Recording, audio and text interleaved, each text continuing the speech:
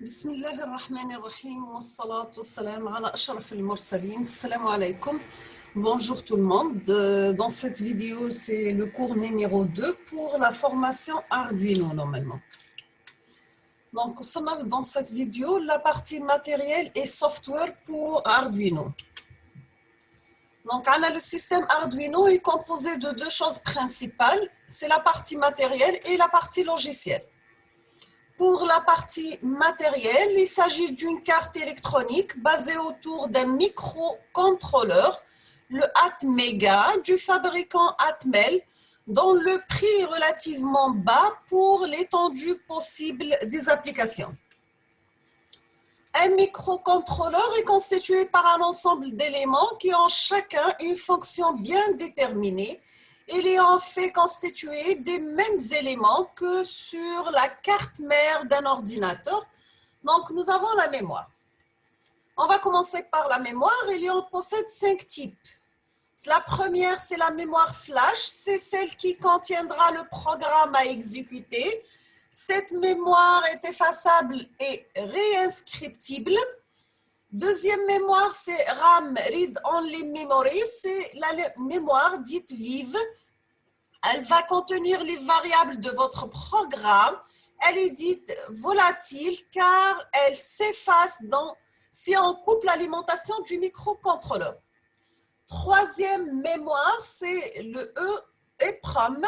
C'est le disque dur du microcontrôleur. Vous pouvez enregistrer des informations qui ont besoin de suivre dans le temps, même si la carte doit être arrêtée. Cette mémoire ne s'effacera pas lorsqu'on éteint le microcontrôleur ou bien lorsqu'on le reprogramme. Quatrième type de mémoire, c'est les registres. Donc, c'est un type de mémoire utilisé par le processeur. Et la dernière, c'est la mémoire cache. C'est une mémoire qui fait la liaison entre les registres et la RAM. Deuxième composant, c'est bien le processeur. C'est le composant principal du microcontrôleur. C'est lui qui va exécuter le programme qu'on lui donneront à traiter. On le nomme souvent le CPU. Pour que le microcontrôleur fonctionne, il lui faut une alimentation. Cette alimentation se fait en général par des plus 5 volts. D'autres ont besoin d'une tension plus faible du plus 3,3 volts. En plus d'une alimentation, il a besoin d'un signal d'horloge. C'est en fait une succession de 0 et de 1, ou plutôt une succession de tensions 0 volts et 5 volts. Elle permet en outre de cadencer le fonctionnement du microcontrôleur à un rythme régulier. Grâce à elle, il peut introduire la notion de temps en programmation. Donc, voici un exemple d'un microcontrôleur, d'une carte Arduino, avec le microcontrôleur. Donc, voici le microcontrôleur. La description, هذه شفناها في la vidéo قبل, donc نعديو عليها rapidement. Donc, هنا عندي des ports séries input output. عندي 13 entrées sorties numériques numérotées de 1 jusqu'à 13. عندي la masse des connecteurs numériques, c'est G1D. عندي une LED jaune de test. Un trou de fixation par vis fixé sur un support non conducteur. La même chose ici. C'est le même trou de fixation par vis fixé sur un support non conducteur, le microcontrôleur. Ici, ce sont les connecteurs pour le téléchargement du système d'exploitation du microcontrôleur. De bouton de réinitialisation, c'est le reset. Une LED verte témoin d'alimentation, plus le port USB pour le transport des données pour l'alimentation électrique. Ici, nous avons 3 broches avec un cavalier de sélection d'alimentation. Donc, un cavalier sur les 2 broches du haut, alimentation par le port USB, comme sur cette image. Cavalier sur les 2 broches du bas, c'est l'alimentation par connecteur. Nous avons ici un connecteur d'alimentation de l'Arduino si besoin. Donc, il peut supporter de 9 volts jusqu'à 12 volts. Ici, nous avons de LED jaune ou bien verte active lors d'un téléchargement de programme, plus 3 connecteurs numériques peuvent également être utilisés en générateur d'impulsion. La masse, donc nous avons deux conducteurs, une source 5 volts, faible puissance pour alimenter des montages divers comme des capteurs qui supportent une tension de 0 jusqu'à 5 volts et une source de 9 volts pour faible puissance pour alimenter des montages divers, bien sûr. Maintenant, le logiciel pour Arduino, ce logiciel est gratuit, peut être téléchargé. Donc, ce logiciel est gratuit, peut être téléchargé directement à partir du site web d'Arduino. On le trouve pour plusieurs systèmes d'exploitation. En ce qui nous concerne, nous téléchargeons la version adaptée à Windows. Donc, il y aura l'adresse suivante, http://www.arduino.cc/en/main/software-. Remarque, après avoir installé ce logiciel, il ne faut pas oublier également d'installer le driver permettant le transfert du programme du PC vers la carte Arduino. Donc, nous avons que le logiciel permet de programmer la carte Arduino et il offre une multitude de fonctionnalités.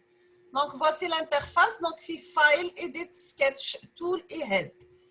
Donc, là, c'est l'Arduino, par exemple, 0022. L'interface du logiciel Arduino se présente de la façon suivante. Donc, nous avons la partie numéro 1. File, Edit, Sketch, Tools et Help, ce sont des options de configuration de logiciel. Numéro 2, ce sont des boutons pour la programmation des cartes. L'interface numéro 3, c'est un programme à créer. L'interface numéro 4, ce sont les débuggers, affichage des erreurs de programmation. Maintenant, l'edit, le file, pardon. Donc, New, Open, Sketchbook, Example, Close, Save As, Upload to Input, Output, Board, Page Setup, Print, Preference et Kit. Donc, New, bien nouveau, va permettre de créer un nouveau programme. Quand on s'appuie sur ce bouton, une nouvelle fenêtre identique à celle-ci s'affiche à l'écran. Open ou bien ouvrir, avec cette commande, on peut ouvrir un programme exécutant. Donc, c'est la même chose qui m'a fait un logiciel, même le Word, l'Excel, un logiciel technologique. Donc, pour Save et Save As, c'est enregistrer sous. Enregistrer, c'est pour enregistrer le document en cours. Et enregistrer sous pour lui donner un nom. Donc, c'est la demande où enregistrer le document en cours. Donc, tapez le lien. Oui, le document avec le nom, d'accord? Ou enregistrer, utiliser c'est vous gardez le même nom ou à chaque fois vous enregistrez les modifications apportées au programme.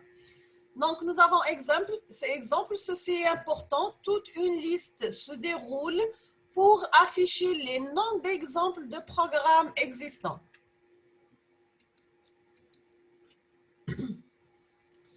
Maintenant, la touche dans le programme. Donc, numéro 1 permet de vérifier le programme. Il actionne un module qui cherche les erreurs dans le programme.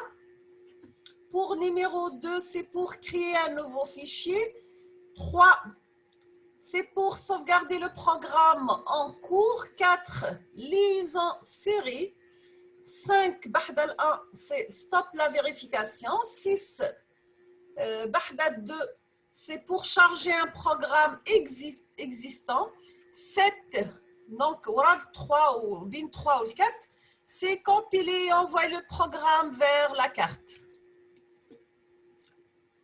Donc, le projet Arduino était destiné à l'origine principalement à la programmation multimédia interactive en vue de spectacles ou d'animation artistique. C'est une partie de l'explication de la descendance de son interface de programmation de Processing. Processing, c'est une librairie Java et un environnement de développement libre. Le logiciel fonctionne sur Macintosh, Windows, Linux, le BSD et Android. Cependant, le projet Arduino a développé des fonctions spécifiques à l'utilisation de la carte qui ont été listées ci-dessous. Vous obtiendrez la description de chacune d'elles dans le manuel de référence.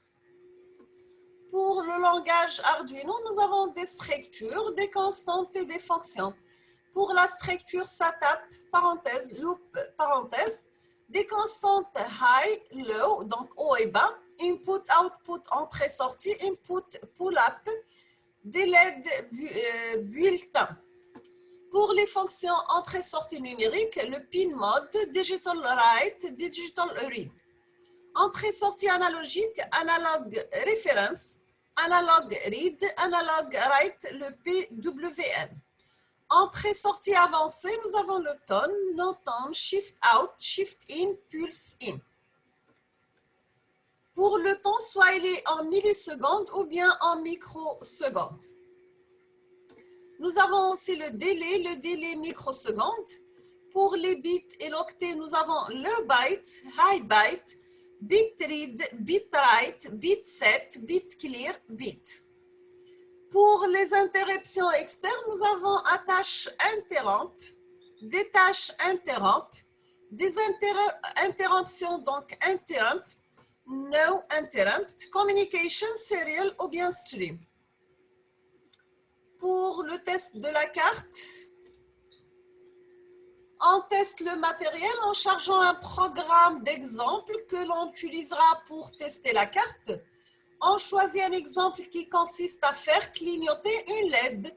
Son nom est blank et il se trouve dans la catégorie basique. Donc, nous avons l'Arduino, le câble USB, donc qui fait la liaison de la carte Arduino avec le PC et voici le programme sur ordinateur.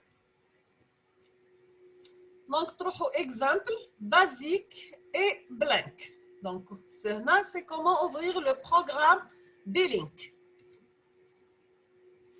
Pour le B-Link, donc là, c'est pour le test avec une LED. Avant d'envoyer le programme B-Link vers la carte, il faut dire au logiciel quel est le nom de la carte et sur quel port elle est branchée. Pour cela, allez dans le menu Tools, outils en français, puis dans Board, carte en français, vérifiez que c'est bien le nom Arduino Uno qui est coché. Si ce n'est pas le cas, cochez-le. Donc, Tools, Board, Arduino Uno, cocher Arduino Uno. Après, allez ensuite dans le menu Tools, puis Serial Port. Choisissez le port comme X. X étant le numéro de port qui est affiché. Ne choisissez pas comme 1 car il n'est quasiment jamais connecté à la carte. Dans l'exemple, il s'agit de comme 5. Donc, X est un numéro, d'accord? Comme 10, comme 20, comme 2, comme 3. Maintenant, il va falloir envoyer le programme dans la carte. Pour ce faire, il suffit de cliquer sur le bouton Upload ou bien télécharger en français, en jaune orangé sur la photo. En bas de l'image, vous voyez le texte Uploading to Input Output Board. Cela signifie que le logiciel est en train d'envoyer le programme dans la carte. Une fois qu'il a fini, il affiche un autre message. Le message affiché, c'est Down Up Loading, signale que le programme a bien été chargé dans la carte.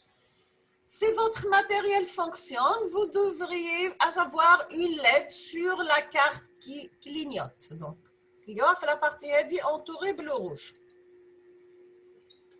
Maintenant, on passe à la partie gestion des entrées-sorties. Nous avons l'objectif de ce premier programme va consister à allumer une LED. Avec le brochage de la carte Arduino, vous devrez connecter la plus grande patte au plus 5 volts. Donc, c'est la broche 5 volts. La plus petite patte étant reliée à la résistance, elle-même reliée à la broche numéro 2 de la carte. On pourrait faire le contraire, brancher la LED vers la masse et l'allumer en fournissant le 5 volts depuis la broche de signal. Cependant, les composants comme les microcontrôleurs n'aiment pas trop délivrer du courant, ils préfèrent l'absorber. Pour cela, on préférera donc d'alimenter la LED en la plaçant en plus 5 volts et en mettant la broche de l'Arduino à la masse pour faire passer le courant, pardon. Toujours avec la gestion des entrées-sorties, voici un schéma électrique. Donc l'Arduino, on a dit plus 5 volts, là on a 3,3 volts. D'accord. Donc là on a la LED, la valeur de la LED ou la valeur de la résistance, bien sûr. Alimenté à 5 volts D2, branché sur la broche D2. Donc, voici le montage sur une plaque DC. Et ici, par exemple, vous prenez une sortie de la résistance, tu auras la broche numéro 2. C'est pour alimenter 5 volts. Et ici, pour la masse, d'accord? Maintenant, pour commencer le programme, il faut un code minimal. Ce code va permettra d'initialiser la carte Void Setup, fonction d'initialisation de la carte. Voici le contenu de l'initialisation. Void Loop, ses fonctions principales, elles se répètent, s'exécutent à l'infini, plus le contenu du programme. Premièrement, définissons la broche utilisée du microcontrôleur. Constant int LED rouge égale à 2. C'est définition de la broche 2 de la carte en tant que variable. Il faut maintenant dire que si cette broche est une entrée ou une sortie, cette ligne de code doit se trouver dans la fonction setup. La fonction à utiliser est pinMode. Pour utiliser cette fonction, il faut lui envoyer deux paramètres. Le nom de la variable que l'on a définie à la broche, le type de broche que cela va être entrée ou bien sortie. Donc, void setup, pinMode, LED rouge, output, c'est initialisation de la broche 2 comme étant une sortie. La deuxième étape consiste à créer le contenu du programme. Donc, celui qui va aller remplacer le commentaire dans la fonction loop pour allumer la LED. Après, on va utiliser la fonction digitalWrite qui va écrire une valeur haute plus 5 volts ou basse 0 volts sur une sortie numérique. La LED étant connectée au pôle positif de l'alimentation, il faut qu'elle soit reliée au 0 volts. Par conséquent, on doit mettre un état bas sur la broche du microcontrôleur. Ainsi, la différence de potentiel aux bornes de la LED permettra à celle-ci de s'allumer.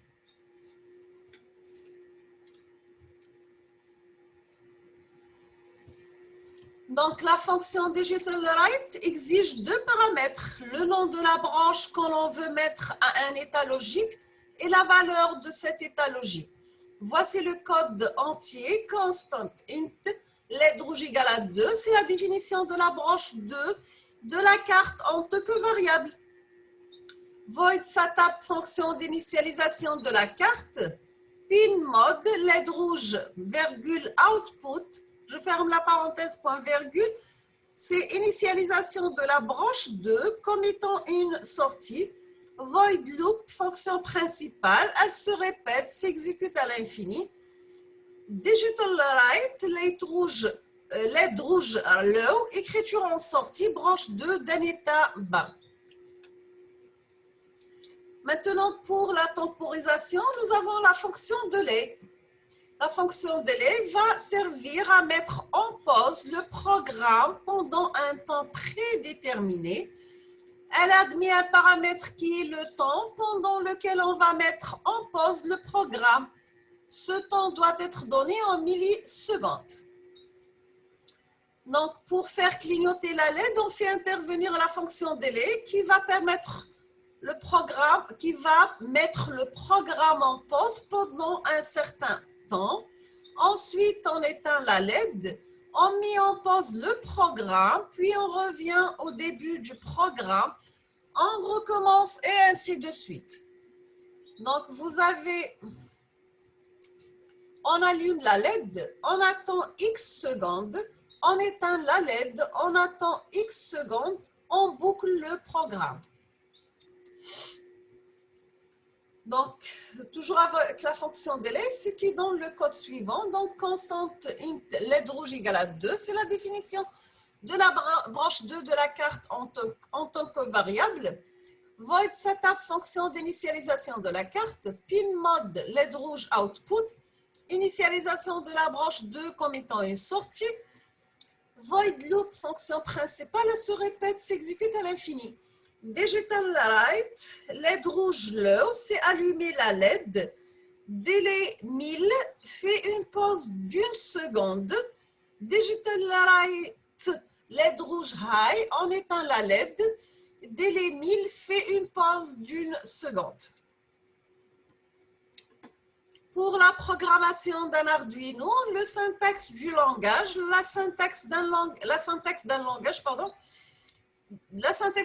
de programmation, c'est l'ensemble de règles d'écriture liées à ce langage. Nous avons le code minimal. Avec Arduino, nous devons utiliser un code minimal. Lorsqu'on crée un programme, ce code permet de diviser le programme que nous allons créer en deux grosses parties. Nous avons une fonction d'initialisation de la carte, void setup, compte tenu de l'initialisation. Fonction principale, elle se répète, s'exécute à l'infini. Void loop, compte tenu de votre programme. Pour la fonction setup, dans ce code se trouvent deux fonctions. Les fonctions sont en fait des portions de code. Nous avons une fonction d'initialisation de la carte, void setup, le contenu de l'initialisation. On écrit le code à l'intérieur. Cette fonction setup est appelée une seule fois lorsque le programme commence. C'est pourquoi c'est dans cette fonction qu'on va écrire le code qui n'a besoin d'être exécuté une seule fois. On appelle cette fonction fonction d'initialisation. Pour la fonction loop, c'est donc dans cette fonction loop où l'on va écrire le contenu du programme. Il faut savoir que cette fonction est appelée en permanence, c'est-à-dire qu'elle est exécutée une fois, puis lorsque son exécution est terminée, on la réexécute et encore et encore. On parle de boucle infinie. Fonction principale, elle se répète, s'exécute à l'infini. Donc, nous avons void loop, compte tenu de votre programme. Et à titre informatif, on n'est pas obligé d'écrire quelque chose dans ces deux fonctions. En revanche, il est obligatoire de les écrire, même si elle ne contient aucun code. C'est clair? Donc, voici un exemple d'un programme avec les deux fonctions setup et loop. Tout ce qui commence par deux anti-slash est un commentaire qui ne s'exécute pas. La même chose qui m'enchauffe le MATLAB, dire le signe est à pourcentage. Donc, nous avons void setup entre parenthèses, on ouvre une accolade, deux anti-slash, initialiser la pin 13, digital pin comme sortie, pin mode 13, output, on ferme la parenthèse, point virgule et on ferme l'accolade. Deux anti-slash, la fonction loop va être exécutée en continu. Nous avons void loop, digital write 13 high, c'est la sortie 13 semi en niveau haut, soit 5 volts. Délai 1000, on attend une seconde ou bien 1000 millisecondes. Digital write 13 low, la sortie 13 semi en niveau bas, soit 0 volts. Et on écrit délai 1000, donc wait for a second. Voici un autre programme, un exemple de programme utilisant deux sorties TOR, tout ou rien. La pin 13 et la pin 10. Les deux LED connectées sur les pins 13 et 10 de l'Arduino vont clignoter l'une en inverse de l'autre. Donc, on écrit void setup, initialise la pin 13 et la pin 10, digital pin comme sortie, pin mode 13, output, pin mode 10, output. La fonction loop va être exécutée en continu. Donc, nous avons void loop, digital write 13, high, la sortie 13 se met en niveau haut, soit 5 volts. Pour digital write 10 low, la sortie 10 se met en niveau bas, soit 0 volts. Délai 1000, on attend une seconde ou bien 1000 millisecondes. Digital write 13, low, donc la sortie 13 se met en niveau bas, soit 0 volts. Digital write 10, high, la sortie 10 se met en niveau haut, soit 5 volts. Délai 1000, wait for a second. Voici un troisième exemple d'un programme utilisant deux sorties tout ou rien, la pin 13 et la pin 10. Les deux LED connectés sur les pins 13 et 10 de l'Arduino vont clignoter avec des fréquences différentes. Avec des fréquences différentes. Donc, je vous fais un diron. Diro void setup, initialiser la pin 13 et la pin 10, digital pin comme sortie. Donc, vous écrivez mode, pin mode 13, output, pin mode 10, output. La fonction loop va être exécutée en continu. Void loop, digital write 13, high, la sortie 13 se met en niveau haut, soit 5 volts. Digital write 10, high, la sortie 10 se met en niveau haut, soit 5 volts. Délai 500, on attend 250 millisecondes.